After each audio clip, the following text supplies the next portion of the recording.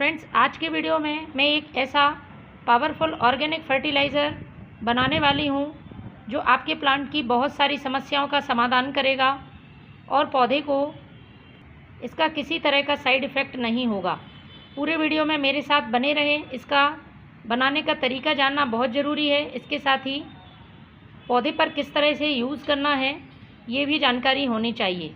तो फर्टिलाइज़र बनाने के पहले मैं आपको बता देती हूँ आज की हार्वेस्टिंग पूरी तरह से ऑर्गेनिक वेजिटेबल्स हैं। मैंने ये हार्वेस्टिंग की हुई है। यदि आप अपने पौधों में इस तरह से जैविक खाद का यूज़ करेंगे तो ढेरों फल फूल सब्जी पा सकेंगे। छोटे छोटे गमलों में लगाई हुई सब्जियां हैं ये।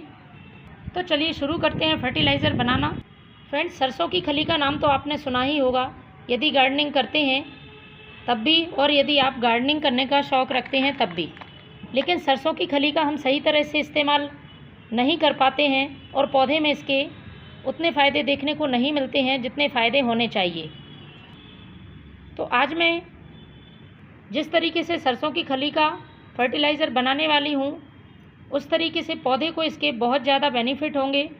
और पौधे में यदि ग्रोथ रुकी हुई है, फूल नहीं आ रहे हैं, फूलों का साइज़ बहुत छोटा है, एक बार फूल देकर प्लांट फूल देना बंद कर देते हैं, कलियां फूल बनने से पहले ही गिर जाती हैं, पत्तियां पीली पड़ रही हैं, मिट्टी की उर्वरता ख़त्म हो गई है, तो इन सब समस्याओं को ये फर्टिलाइज़र ख़त्म करेगा।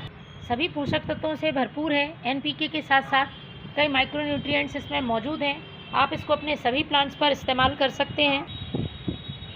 फूलों वाले पौधे, गुलाब, गुड़हल, मोगरा, सभी सब्जियों वाले पौधे या फ्रूटिंग प्लांट्स, सभी के लिए एक बेहतरीन फर्टिलाइज़र का काम करता है।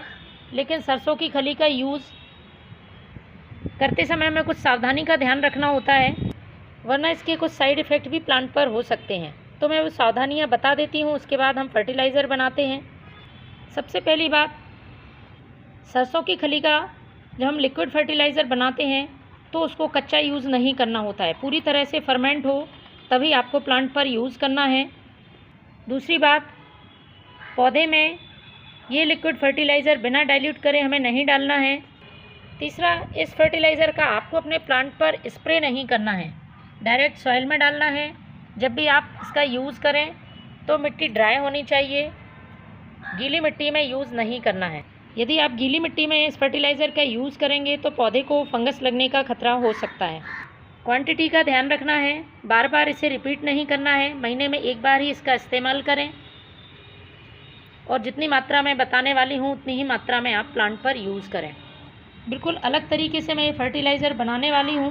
तो आपको लेना है 100 ग्राम सरसों की खली।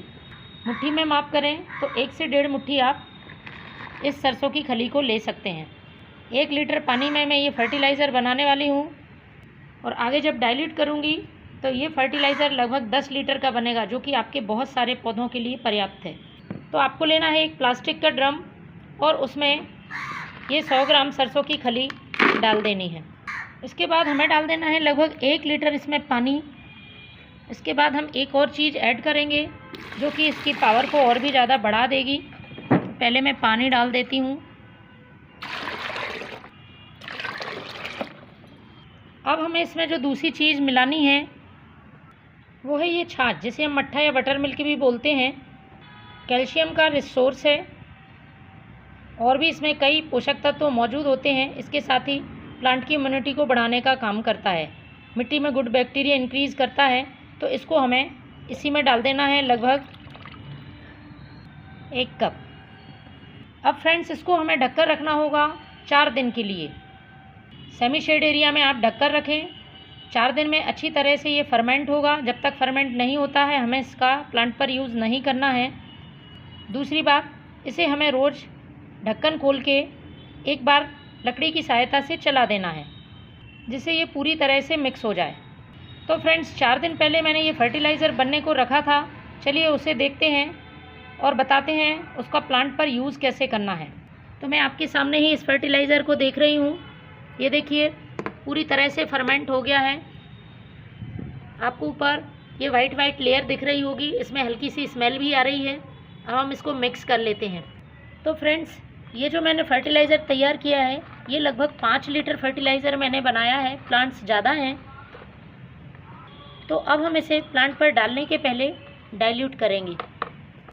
तो इसको डालने के लिए आपको जो रेशो बनाना है वो है 10 गुना सादा पानी का। जितना भी आप फर्टिलाइज़र का यूज़ कर रहे हैं उसका 10 गुना आपको सादा पानी लेना है। तो फ्रेंड्स, लगभग मेरे पास 5 लीटर पानी है और इस 5 लीटर पानी में मैं आधा लीटर ये सरसों की खली का इस्तेमाल करूँगी। यदि आप 10 लीटर पानी ले रहे हैं तो 1 लीटर सरसों की खली का इस्तेमाल करें। इस तरह से इसको इसमें मिला देना है, अच्छी तरह से मिक्स कर लें। अब हमें इसे अपने प्लांट में पॉट की साइज़ के हिसाब से डालना है। देखिए, पहले ही मैंने बताया है मिट्टी ड्राई होनी चाहिए, तभी आप इसका इस्तेमाल करें। पौधे बहुत छोटे हैं तो आप कम मात्रा में डालें। पॉट बड़ा है और पौधे भी बड़े हो गए हैं तो आप पॉट की साइज़ के हिसाब से डालें। बस ड्रेनेज होल से बाहर नहीं निकलना चाहिए। इस तरह से मिट्टी तुरंत सोख लेना चाहिए, ऐसी मिट्टी रखना है आपको। इसी तरह से सभी प्लांट्स में डाल देना है। तो फ्रेंड्स, ये सरसों की खली का फर्टिलाइज़र आप भी महीने में एक बार अपने पौधों को ज़रूर दें।